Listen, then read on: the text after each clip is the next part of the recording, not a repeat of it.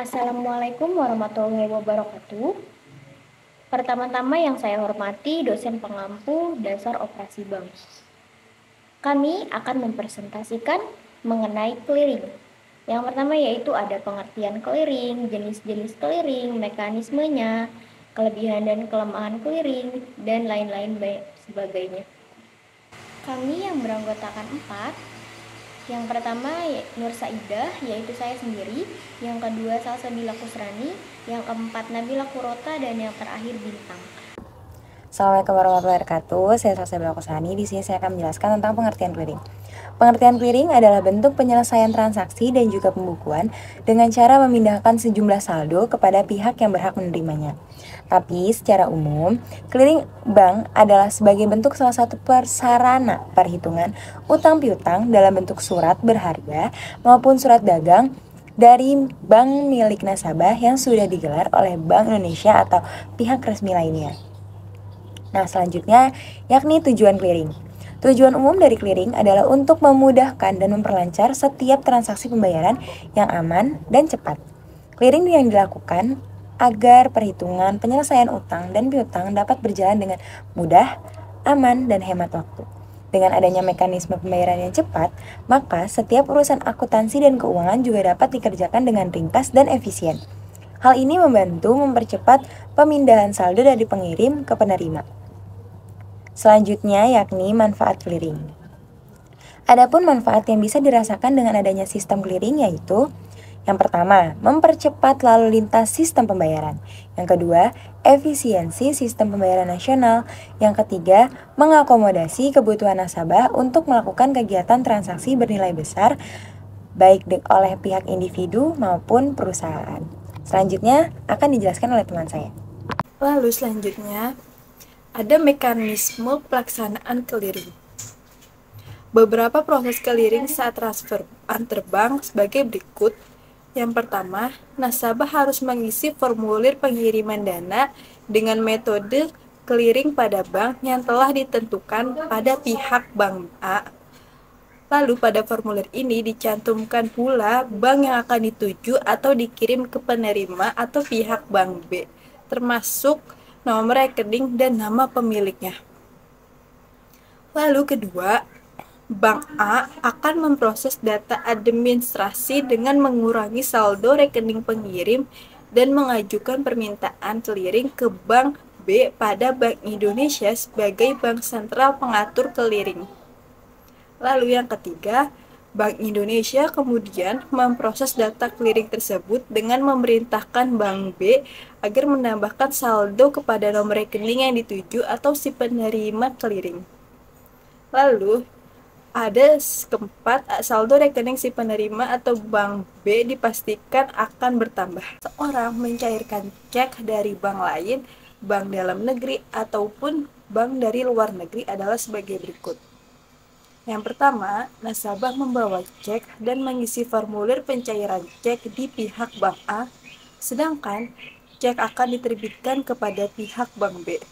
Kedua, bank akan memproses dan melakukan clearing pada cek tersebut. Cek dan bukti administrasi lain akan diajukan ke Bank Indonesia. Ketiga, Bank Indonesia akan memeriksa dokumen dan meneruskan clearing tersebut kepada bank penerbit cek atau pada pihak bank B. Lalu yang ketiga, ada bank penerbit cek atau pihak bank B akan memberikan persetujuan dan validasi bahwa cek itu sah dan ada dananya. Lalu yang keempat, itu ada Bank Indonesia akan meneruskan hal itu di atas kepada pihak bank A yang dapat segera mencairkan dana tersebut dalam bentuk tunai atau saldo rekening sesuai keinginan nasabah. Di sini saya akan menjelaskan materi tentang proses transfer melalui clearing. Pada metode clearing atau lalu lintas giro atau LLG, dana yang ditransfer oleh satu rekening tidak bisa diterima saat itu juga oleh rekening tujuan transfer, melainkan sekitar 2-3 hari kemudian terhitung dari hari kerja.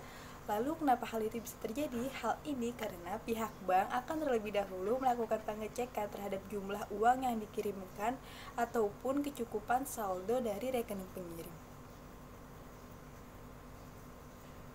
Karena cukup menyita banyak waktu, ada keuntungan yang bisa didapat dari metode clearing atau LLG ini, yaitu biaya transfer yang lebih murah ketimbang metode-metode transfer lainnya.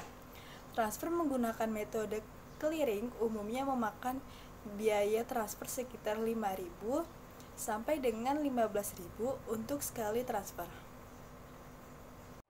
Selanjutnya yaitu perbedaan clearing dan RTGS. Nah, karena kita udah tahu dong ya metode clearing untuk transfer.